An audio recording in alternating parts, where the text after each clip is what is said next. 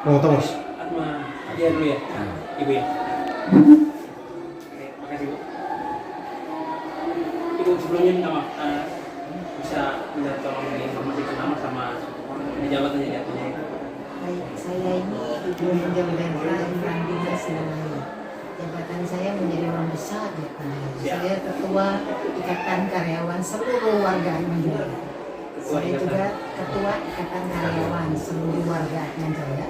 Ketiga kampus kami itu ada sekitar 800 lebih. Saya sendiri sebagai dosen di Fakultas Ekonomi dan Bisnis sejak tahun 1990. Ini sebenarnya kenapa NTT? Lalu apa ada misi khusus begitu ke NTT itu? Pertama sekali kami membawa nama Atmajaya itu Roh Nan Jaya ya.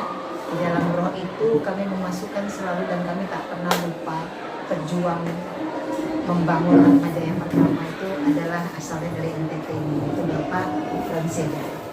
Jadi kami masuk GOS ke NTT ini, itu alasan pertama. Kedua, Atmajaya itu rohnya itu di dalam kekatolikan. Saya rasa NTT ini adalah gudangnya orang Katolik seluruh Indonesia.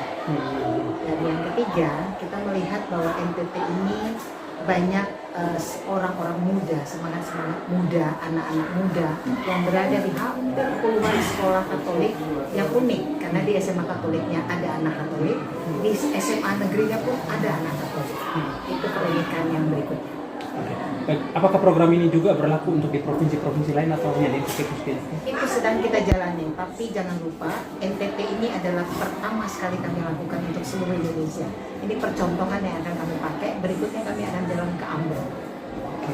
Baik, ini sepertinya membidik soal wilayah-wilayah yang memang rata-rata seperti Ibu bilang tadi, sebagian ada gudangnya, ada ciri khas kekatolikan ya. Nah, Ibu, sejauh ini bagaimana dengan mahasiswa dari NTT atau mungkin lulusan dari NTT yang ada di Atmajaya untuk 3 kampus ini? Itu bisa diberi gambaran sedikit seperti apa? Luar biasa, karena kampus kita pertama itu ada seluruh fakultas. Di kampus kedua dia hanya spesial di kedokteran dan farmasi. Di kampus ketiga itu BSD, itu kampus yang kita peduli desa dari kampus yang pertama itu untuk teknik dan fakultas teknobiologi. Karena mereka butuh lab yang besar sekali, maka kita pindahkan ke kampus yang baru. Tapi semua fakultas lain pun ada di sana.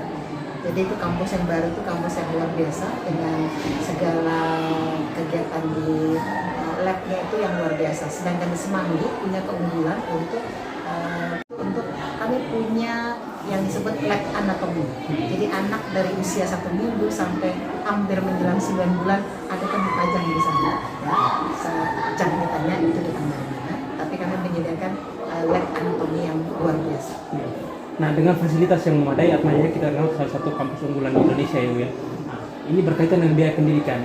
Atmajaya memiliki NTT yang rata-rata memang masuk dalam daftar provinsi termiskin di Indonesia nih. Nah, kira-kira ada program tidak? Program-program khusus semacam beasiswa untuk mahasiswa yang dalam kategori penghasilan keluarganya berpenghasilan rendah atau menengah ke bawah gitu? Seluruh Indonesia punya daerah termiskin, tapi saya tidak setuju dengan kata termiskin tadi. Okay. Yang kami bawa ke NTT ini adalah pilar terakhir dari Universitas Atmajaya.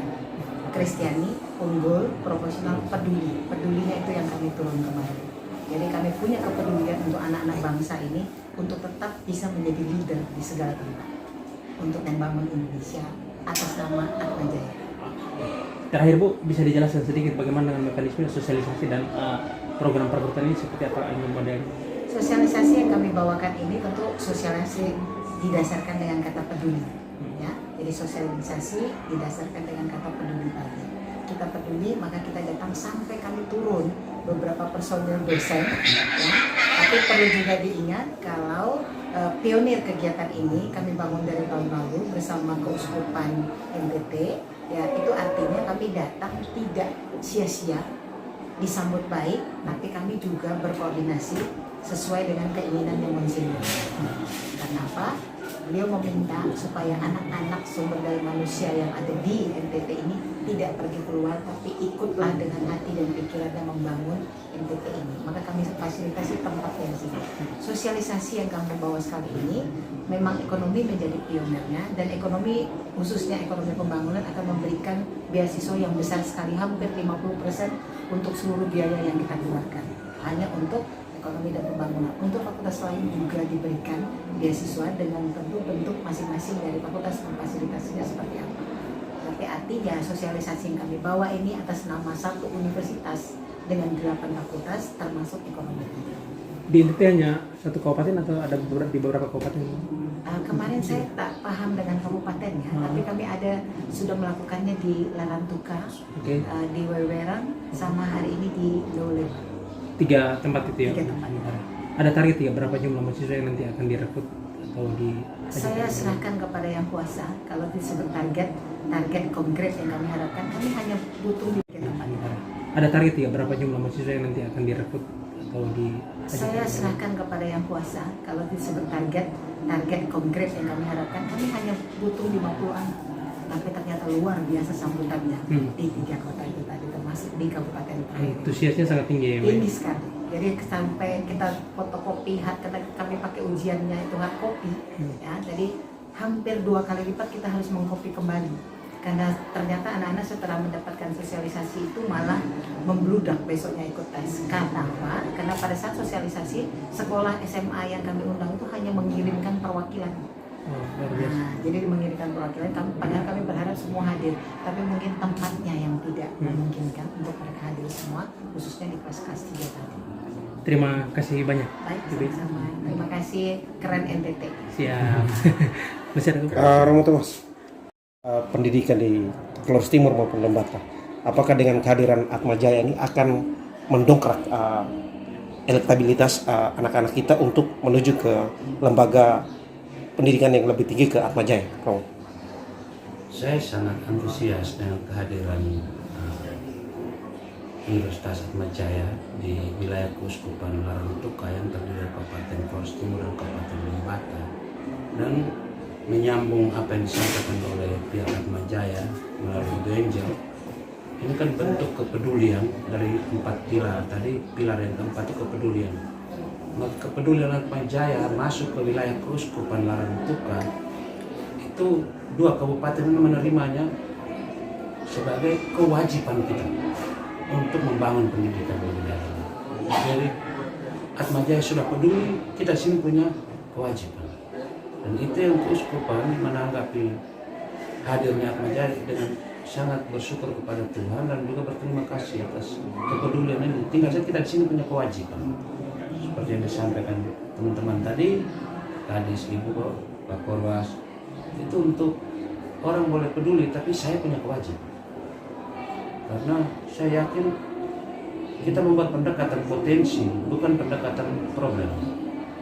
Potensi karena apa? Orang-orang di wilayah Keuskupan Larantuka, Kabupaten Flores Timur dan Lembata ini punya potensi yang luar biasa. Sampai orang dari wilayah kita yang pergi mendirikan Atmajaya ini di sana, berarti kita orang hebat di sini. Jadi pendekatan potensi itu bahwa kita ini punya potensi, tetapi kemampuan finansial kita yang pas-pas. Itu yang, dan kita bersyukur bahwa kepedulian ini sudah datang kepada kita. Tinggal kita punya kewajiban di sini untuk mengoptimalkan dan memaksimalkan kepedulian yang ada dalam diri anak kita. Dan kami dari pihak gereja selalu mendorong keterlibatan anak-anak ini sambil bekerja sama dengan semua pihak ini, pihak dinas pendidikan dalam diri ini untuk pemerintah, juga pihak satuan pendidikan terakhir kepala sekolah di sini, teman-teman, Pak Korwas, lalu Atmajaya sebagai mitra.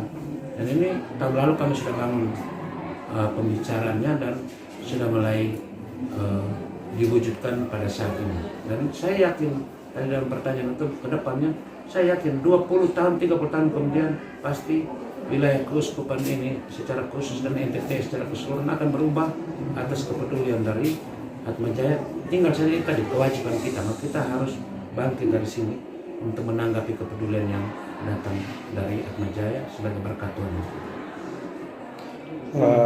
Pak Meningkat sebagai Kepala Dinas Pendidikan Kabupaten Lembata, mungkin kepada publik dan masyarakat Lembata apa yang disampaikan? Pertama, tingkat melanjutkan sekolah ke perguruan tinggi yang Lembata kan rendah.